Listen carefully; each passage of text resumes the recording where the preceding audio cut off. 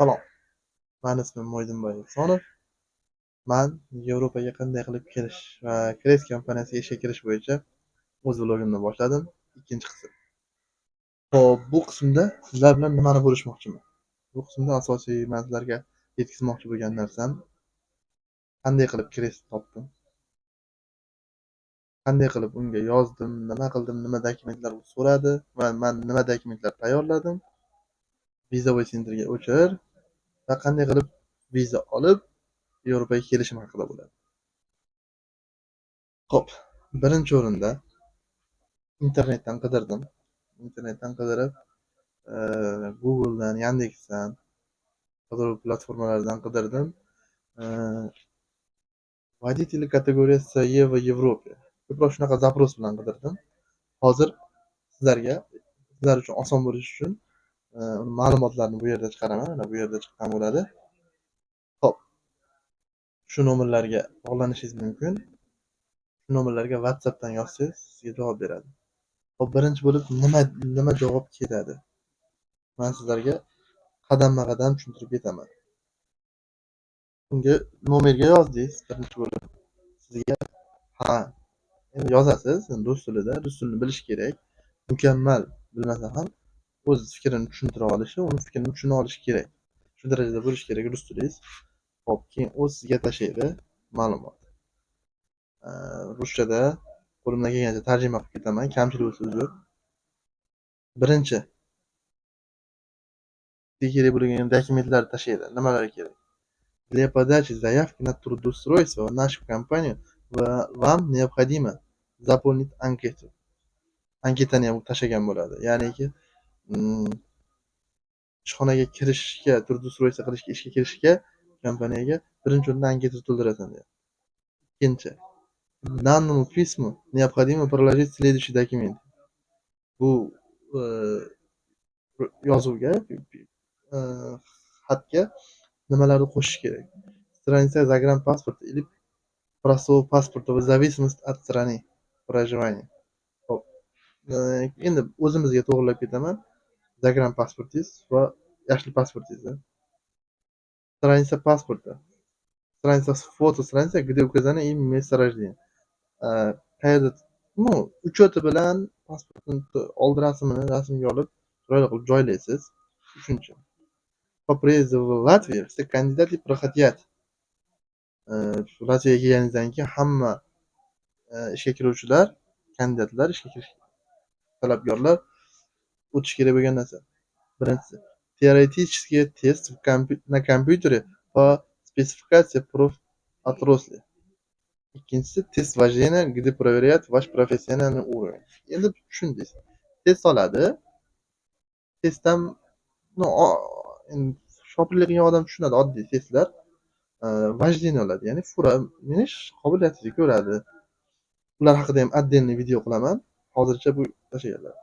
Keyin подготовьтесь, пожалуйста, к приезду для трудоустройства в новую компанию и в незнакомую страну. Чтобы bu yoqqa kelish uchun endi internetlarda ma'lumot qidirib ko'ring, nimalar kerakligi haqida. Bu yangi davlat, ularda уже tuzumi boshqa, udumlari boshqa, nima haqida ma'lumotlar olib ko'ring, sizga to'g'ri keladimi degan maqsadda aytyapti. Hop. Предварительно ознакомиться с информацией по режиму труда и отдыха, по сопроводительной документации, СМР, СЕМ, дозор и прочее. Geografическая karta. Xullas, qanaqa dokumentlar bilan Yevropada ishlash kerakligi, qanaqa dokumentlar ishlashi, SMR, SEM, dozor nima-nimaligiga haqida ozgina tushunchada bo'lib oling deyapti. В случае несоответствия указанного вам опыта и результатов тестирования мы вынуждены будем отказать вам в трудоустройстве. Xo'p, endi agar bizga to'g'ri kelmasangiz, sizlar anaqalaringiz yetmasa, stajlaringiz yaxshi, mashina haydolmaysiz, отказ qilamiz ishga qabul qilishdan deyapti. Xo'p. Список документов, которые должны быть на момент приезда в Латвию. Latviyaga kelishingizda kerak bo'ladigan dokumentlar sizni qo'lingizda bo'lishi kerak bo'lgan. Naruka deydi-ku, qo'lingizda turishi kerak bo'lgan dokumentlarni sanayapti. Загранпаспорт для граждан Украины, России, паспорт для граждан Беларуси и других стран СНГ. Загранпаспорт o'zimiz qizil pasport. Ikkinchisi prava. Выданы не ранее 2013 года. Bu 2013dan oldin berilgan pravalar, eski obrazdagi bor-ku haligi qog'oz pravalar, ular o'tmaydi, plastik prava bo'lishi kerak. Uchinchisi chip karta, haligi taxograf karta deydi, chip karta deydi. O'shanaqa qo'lingizda bo'lishi kerak. To'rtinchisi водительский медицинская справка со сроком годности не меньше 6 месяцев. Med spravka 083 deyishadi. Bizda doktorlarda 083 formani to'ldirib olib kelasiz. Где-то u rayonlarga bog'liq har xil 170 ming yon-verida bo'lsa kerak. Точно bilmayman narxini. Shunaqaga to'ldiriladi, doktorlardan o'tasiz, rasm bilan, pechat bilan bo'ladi. Kelishingizdan eng kamida 6 oydan kam bo'lmasligi kerak srok. В обязательном порядке иметь справку от наркологии и психиатрии. Endi narkologiyadan, psixiatriyadan bu Maygovdan olsangiz bo'ladi rus tilida. Oltinchisi учебный или экзаменный карточка автошколы. Подтверждающий открытие категории свидетельства С и С обязательно. Pravo olganingizda ko'p varaqcha bo'ladi-yu, o'sha haqida gap ketyapti. 7. Справка о подлинности справ. Другими словами, справка о не лишении водительского удостоверения. Если справка выделена на иностранном языке, ее надо перевести на русском языке, нотариально заверить этот перевод. В справке в обязательном порядке должно быть указание номера прав и дата выдачи прав. Xo'p, bu prava rishat bo'lib ketmaganmi, nishon bo'lmaganmi? Keyin anaqa подделка prava emasmi to'g'risida pravani qayerdan olgan bo'lsangiz, o'sha joydan beradi ma'lumot. U o'sha GAIga borsangiz, GAIga o'sha pravangizni qayerdan olgan bo'lsangiz, yana обязательно o'sha joyga borsangiz, sizga o'sha dokument so'raysiz. Подлинность prava deb so'rasangiz beradi, uni o'zi rus tilida beradi asosan. 8. Справка о несудимости. Sudlanmaganlik. Переведение на русском языке и перевод нотариально заверить. В случае, если справка выдана на русском языке, то нотариально заверить ее не нужно. Но обязательно должна быть гербовая печать. Yagona darcha deymiz yoki My ID deydi. Xullas, o'sha joyga borasiz. Borib turib, sudlanmagani haqida qog'oz olyapti. Uni rus tilida chiqarib berishini so'raysiz va gerbiy pechat qo'yib bering deysiz. Uni bepulga hech qanaqa savollarsiz qo'yib beradi. Gerbiy pechat qo'ydirganingizdan keyin, yana davom bor. Также необходимо на справку о несудимости поставить апостроф. Uni apostol qildirasiz. Bu apostol degani, xo'p, это касается всех государств. Это может сделать Министерство иностранных дел в своей стране, управление юстиции или госканцелярия. Xo'p, uni o'sha joyda Maygovda ham qilib berishadi, yagona darchada ham. Yoki Toshkentda иностранный дел bor, Tashqi ishlar vazirligini bo'limi bor, o'sha yerda ham qilib berishadi. Xo'p. Keyin shu dokumentlar kerak bo'ladi. Asosiy shu kerakli dokumentlar shular ekan. Ular to'playsiz, keyin bunga qo'shib jo'natarsiz. Nomerlarni chiqardim-ku, o'sha nomerlarga WhatsAppdan tashlaysiz. Birinchi o'rindan men bo'lmoqchiman desangiz, sizga nima dokumentlar kerak, shu dokumentlar haqida tashlaydi. Keyin siz tashlaysiz. Keyin nima qilasiz? Ular sizga hozir aytaman.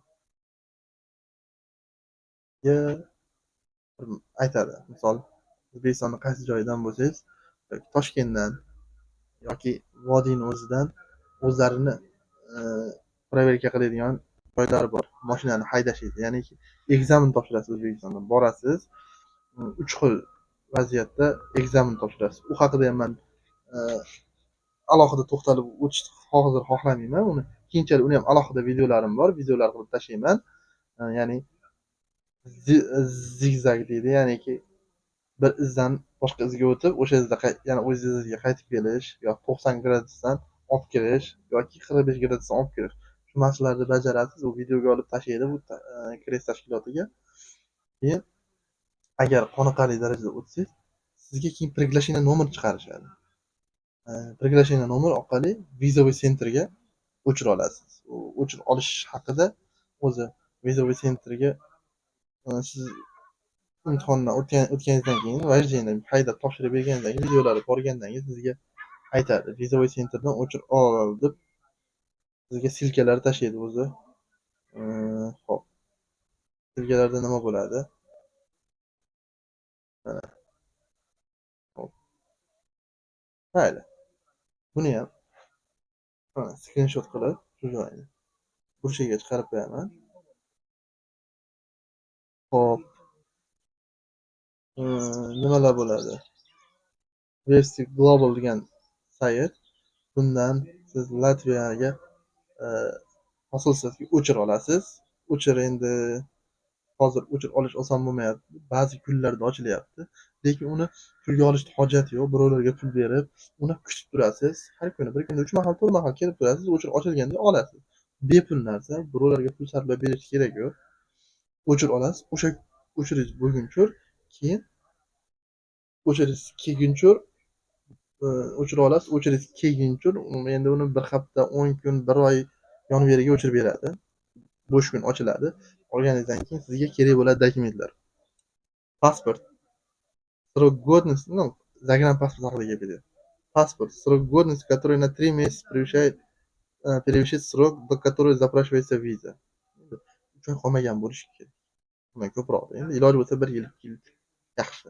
Котором свободный как минимум 2 предусмотрения для визы страницы. Bo'sh vizaga chetga chiqishga pechat bosadigan juda ko'pgina viza varag'i bo'ladi. Eng kamida 2 varag'i bo'sh bo'lishi kerak. Который издан в течение последних 10 лет. Oxirgi 10 yil ichida berilgan bo'lishi kerak.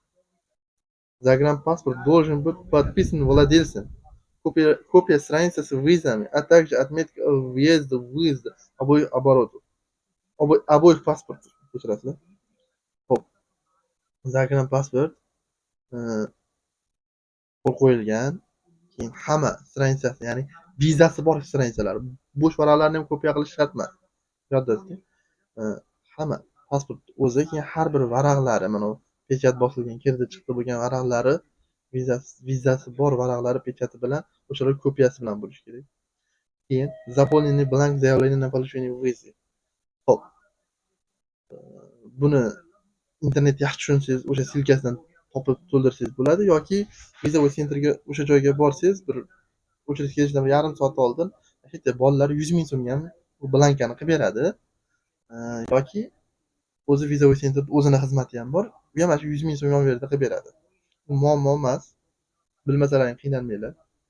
Одноцветная fotografiya ikkita bo'lsa yana ham yaxshi, 3,5 ga 4,5. Bron aviabileti или копия aviabileti. Достаточно в односторонний.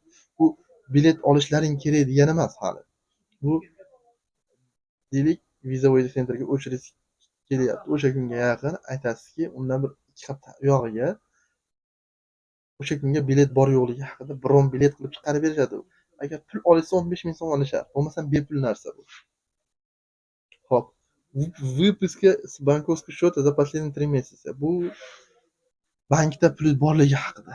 Iloji bo'lsa, bankka $1000 yonverda pul qo'ying. O'shanda o'sha pul borligi haqida выписка chiqarib oling bankdan. O'sha kerak bo'ladi. Полис медицинских страхований действительно все территории страны участников Шенгена.